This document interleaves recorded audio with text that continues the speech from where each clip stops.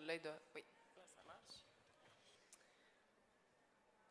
Donc, ça va être maintenant l'heure du mot de la fin. Donc, je vais faire quand même une petite rétrospective. Yvan a fait une petite introduction ce matin du comité RDT rapidement, mais quand même quelques éléments à vous mentionner.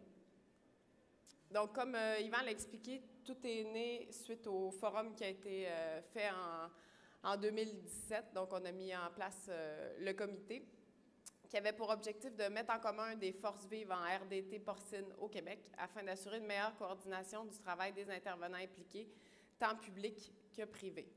Donc ici, je tiens à remercier tout de suite Marc Roy, qui a été très longtemps le président. Donc moi, j'ai repris la balle au bon, mais il a fait un gros travail pendant une bonne année et demie à nous aider à s'organiser. Donc, vous allez voir un peu les...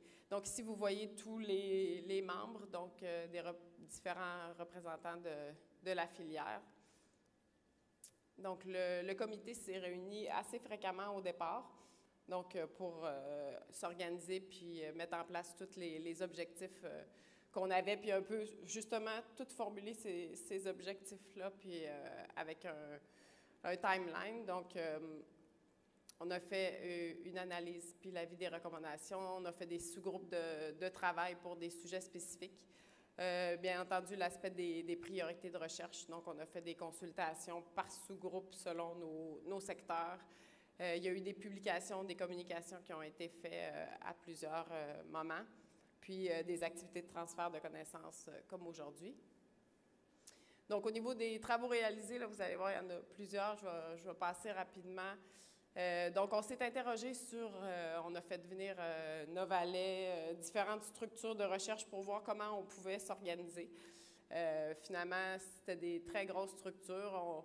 On a fait un choix un peu différent de prioriser certaines activités de recherche par secteur.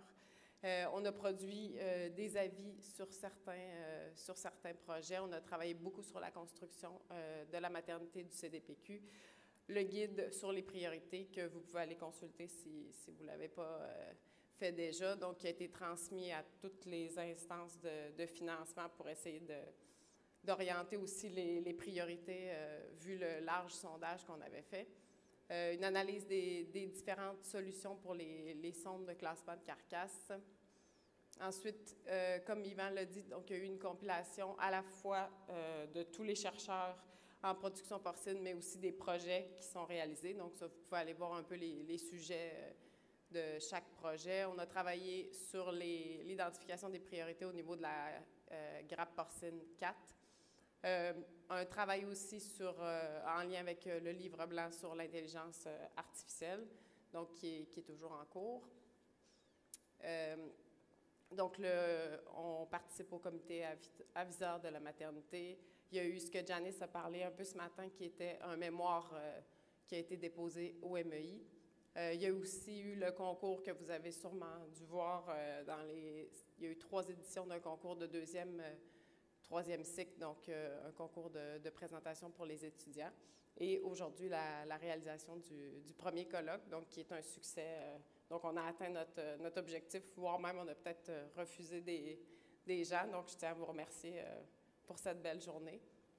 Et donc, notre objectif, c'est vraiment de rester à l'affût. Donc, vous voyez ici les sujets d'actualité, puis il y en a d'autres qui vont s'ajouter. Donc, on se réunit fréquemment pour faire une vigie de tout ce qui arrive, puis toutes les opportunités pour la filière.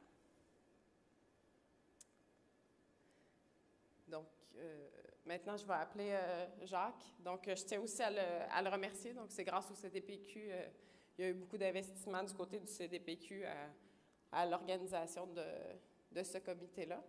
Puis, Jacques, il y a un petit message